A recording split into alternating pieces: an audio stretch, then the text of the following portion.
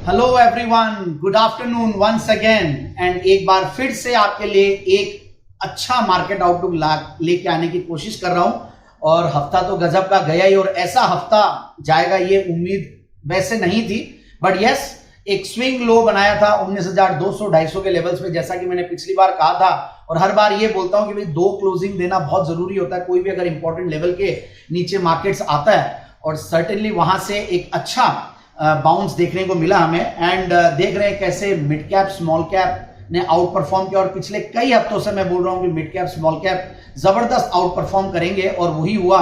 But अब ऐसा लगता है कि मिड कैप स्मॉल कैप हो सकता है थकावट दिखाए। कल आफ्टरनून में दिखने को मिला कि कहीं ना कहीं एक थकावट सी थी, और लार्ज कैप्स परफॉर्म कर रहे हैं। और देखिए बैंक निफ्टी, बैंकिंग स्टॉक्स बढ़िया कर रहे थे, और वहां पे एक बहुत ज्यादा अच्छी पॉजिटिव न्यूज आ गई, जिसकी वजह से इनफैक्ट जो क्रेडिट पॉलिसी में जो ICRR जो इंट्रोड्यूस हुआ था 10% वाला, और अब वहां पे एक फेज आउट करने की एक अनाउंसमेंट जब आई कल दोपहर में, तो उसके बाद से हमने मार्केट्स में जबरदस्त स्ट्रेंथ देखी। और पिछले 6 सेशन से मार्केट्स कंटिन्यूअसली ग्रीन में बंद होना अगेंस्ट नेगेटिव ग्लोबल क्यूज, ये एक बहुत बड़ी चीज है कि देखिए आप मार्केट्स पॉजिटिव हो रहे हैं इंडियन मार्केट्स, और वहां पे ग्लोबल क्यूज जो नेगेटिव है, क्रूड ऑयल साथ नहीं दे रहा, करेंसी साथ नहीं दे रही है, डॉलर इंडेक्स साथ नहीं दे रहा है, इन सब चीजों के होते हुए भी मार्केट्स अच्छा कर रहे हैं। रीजन है कि देखिए स्मॉल कैप मिड कैप ने जबरदस्त पैसा बना के दिया पिछले कई हफ्तों में और महीनों में, और लार्ज कैप्स थोड़े ठंडे पड़े थे। बट अब अगर देखते हैं जो मेजर वेटेज वाले जो लार्ज कैप्स है,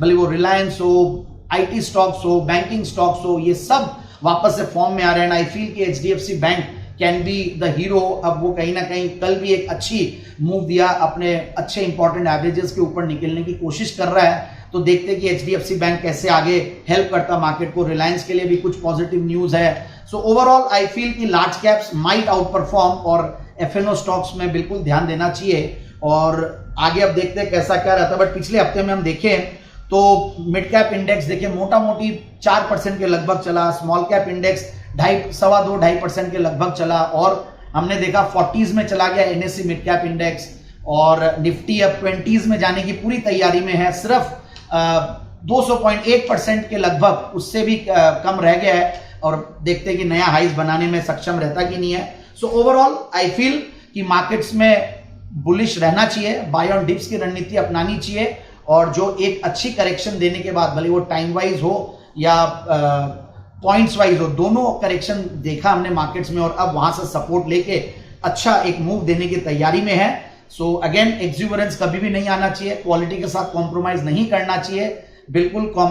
बड़े स्टॉक्स जो है जिनकी मैं बात कर रहा था अभी, वो सारे अच्छे क्वालिटी के स्टॉक्स है, वहां पे धीरे धीरे अपनी पोजीशंस को बना सकते हैं। सो ओवरऑल एक बार मैं अब डोमेस्टिक फ्रंट पे क्या इंपॉर्टेंट खबरें हैं, न्यूज है, जिनके ऊपर हमारी पूरी नजरें बनी रहेगी। देखिए DIIs और FIIs के डेटा पे तो नजरें बनी रहती है, और FIIs भी देखिए कैश मार्केट में सेलर्स हैं, मगर ओवरऑल डेरिवेटिव फ्रंट पे 2 दिन से बाइंग में आ गए हैं, so which is a good news. और अब देखना हमें IIP के नंबर्स आने वाले हैं सितंबर 12 तारीख को, which is again an important factor.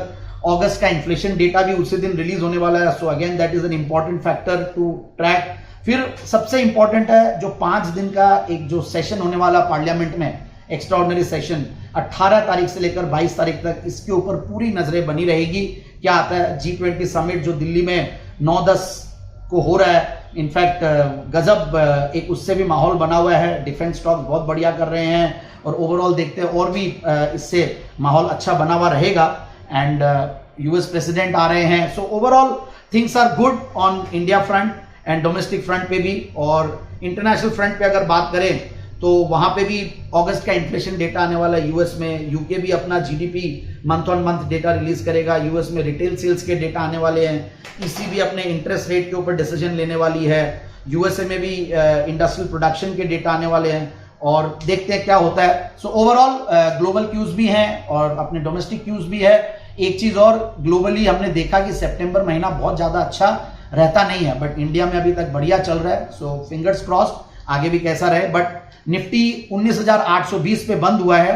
Outlook हमारा बाय ऑन डिक्लाइंस है, जो मैंने शुरुआत में कहा। 19,710 से लेकर 19,650 एक सपोर्ट की तरह काम करेगा, और रेजिस्टेंस जो है 19,890 से लेकर 19,970। सर्टेनली देखिए 20,000 को क्रॉस करने में जोर आता है, वहां पे प्रॉफिट बुकिंग आती है, टेक्निकल सेलिंग आती है। बट एनीवेज अच्छी कंसोलिडेशन के बाद बढ़िया ब्रेकआउट दिया 19,432 से लेकर 19,867 तक। सो लेट्स सी। और ओवरऑल अब बैंक निफ्टी की बात करें तो बैंक निफ्टी ने भी बहुत स्ट्रेंथ दिखाई है चार्ट्स पे, जो कि अंडर प्ले कर रहा था, और बाय ऑन डिप्स वहां पे भी रणनीति अपनानी चाहिए। 45,156 पे बंद हुआ। सो 45,030 से लेकर 44,850 ये एक सपोर्ट की तरह काम करेगा, और रेजिस्टेंस जो है 45,390 से लेकर 45,750। बैंक निफ्टी ने हायर बॉटम फॉर्मेशन दिखाया है। 20 डेमा जो 44,550 है उसके ऊपर बंद हुआ है। मंडे को भी अगर और बढ़िया से बंद होता है तो that will give good strength. So overall bank Nifty दोनों बुलिश साइंस दिखा रहे हैं। सो बाय ऑन डिप्स की रणनीति अपनानी चाहिए। यूएसडी आईएनआर ये एक स्पॉइल स्पोर्ट की तरह काम कर रहा है। वहां पे भी टेक्निकली डॉलर स्ट्रांग बना हुआ है रूपी के सामने, और हायर बॉटम फॉर्मेशन दिखाया अपने 20 डेमा जो 82.90 उसके ऊपर बंद हुआ है। So basically 83.16 was the closing price. So 82.90 से लेकर 82.50 ये सपोर्ट है, और रेजिस्टेंस जो है 83.30 से लेकर 83.90। So let's see, fingers crossed. Weak हुए डॉलर तो अपने लिए बढ़िया है। यूरो आईएनआर ये वीक हो रहा है डॉलर के सामने भी और रुपी के सामने भी।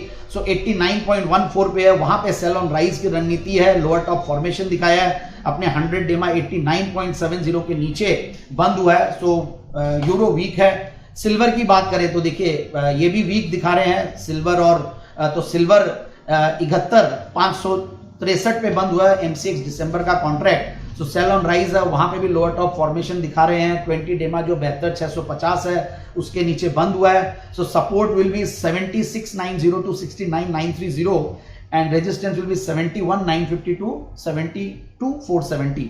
Copper again sell on rise की रणनीति अपनानी चाहिए। वहां पे भी 200 डेमा के नीचे बंद हुआ है। 730 काफी दिनों से जबरदस्त कंसोलिडेशन यहाँ पे चल रहा है। 200 डेमा के साथ एक तरीके से फ्लर्ट कर रहा है कॉपर। तो यहाँ पे भी लोअर टॉप फॉर्मेशन है। 200 डेमा 730 के नीचे बंद हुआ है। तो सेल ऑन राइज की रणनीति अपना है। 716 से लेकर 713 सपोर्ट रेंज है। रेजिस्टेंस 730 से लेकर 737। गोल्ड की बात रह गई थी, वो भी सेल ऑन राइज है, और 58,898 एमसीएक्स अक्टूबर का कॉन्ट्रैक्ट प्राइस दिखा रहा है सेल ऑन राइज। 58,790 से लेकर 58,490 can be a good support range, and resistance जो है 59,130 से लेकर 59,270। सो गोल्ड ने भी लोअर टॉप फॉर्मेशन दिखाया है। 20 डेमा जो 59,050 है उसके नीचे बंद हुआ है। डॉलर इंडेक्स की बात करें तो ये जबरदस्त इसने पैटर्न बनाया है, और 20 डेमा के ऊपर बंद हुआ है। 105.03 पे बंद हुआ है, और बाय ऑन डिक्लाइंस यहाँ पे भी है, और 104.50 से लेकर 103.90 is the support, and resistance will be 105.90 to 107.10. So 20 डेमा जो 103.90 उसके ऊपर बंद हुआ है, तो सर्टेनली एक स्ट्रेंथ उसमें दिख रही है। और क्रूड ऑयल की बात करें तो अगेन ये भी एक स्पॉइल स्पोर्ट की तरह काम कर सकता है मार्केट्स में। देखिए डॉलर इंडेक्स और क्रूड ऑयल की स्ट्रेंथ को नजरअंदाज नहीं करना चाहिए, और शॉर्ट टर्म ट्रेडर्स को बिल्कुल भी नहीं करना चाहिए। तो यहाँ पे भी हायर बॉटम फॉर्मेशन बना है। 20 डेमा 6910 के ऊपर बंद हुआ है। सो बाय ऑन डिप्स है, तो सपोर्ट जो रेंज है 7090 से लेकर 6910 है, और रेजिस्टेंस जो है 7330 से लेकर 7490 है। अब मैं आ जाता हूं जो मैं हर वीक बाजार अगले हफ्ते जी बिजनेस पे जो शो करता हूं उसमें 3 आइडियाज देते हैं हम, और Carborundum Universal long term pick के तौर पे दिया था।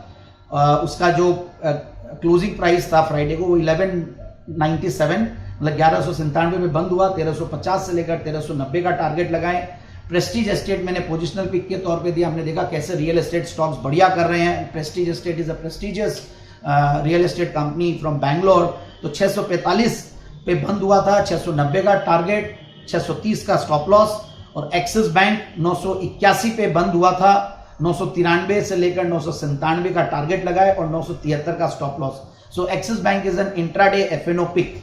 तो ओवरऑल ये थी मेरी फ्राइडे इवनिंग के शो के जो आइडियाज हैं। और अब मैं इस हफ्ते के लिए जो हमारी पिक ऑफ द वीक है, जो ट्रेडशिप न्यूज़लेटर में आता है, ये सारे जो हमारे ट्रेडशिप न्यूज़लेटर में जो आइडियाज आती है उन सब की मैं बात करता हूं और शेयर करता हूं। तो इसमें इंडियन ऑयल कॉर्पोरेशन, देखिए हालांकि क्रूड बढ़ता है तो सर्टेनली ओएमसीज के लिए ज़्यादा बढ़िया नहीं होता है, बट एक कॉन्ट्रारियन पिक दिया है। टेक्निकली ये भी स्ट्रांग हो रहे हैं, ये भी पार्टिसिपेट कर रहे हैं, और भले वो बीपीसीएल हो, एचपीसीएल हो, वहां पे भी देखने को मिल रहा है। सो ओवरऑल 94 पे क्लोजिंग प्राइस थी, 99 से लेकर 101 का टारगेट लगाए और स्टॉप लॉस 91 का लगाए। तो इसने भी देखिए सपोर्ट लिया 100 डेमा जो 88 है और वहां से बाउंस दिया 95 तक और 94 पे बंद हुआ। सो लेट्स सी, मुझे लगता है कि ये एक अच्छी बाय हो सकती है इंडियन ऑयल कॉर्पोरेशन। और सेल के लिए इस बार एग्री कमोडिटी नहीं है, इस बार है आपके लिए एक नॉन एग्री मेटल है and that is gold. Gold को सेल किया जाए और अक्टूबर कॉन्ट्रैक्ट 58,898 पे बंद हुआ है। टारगेट जो है 58,670 से लेकर 58,490 and stop loss will be 59,130। Again वो भी लोअर टॉप फॉर्मेशन दिखाया है और 20 डेमा जो मैंने पहले कहा 59050 के नीचे बंद हुआ है। तो ये सारी मेरी आइडियाज थी, ये मेरा ओपिनियन था इस अगले हफ्ते के लिए। So happy trading, happy investing and thank you so much for the patient hearing.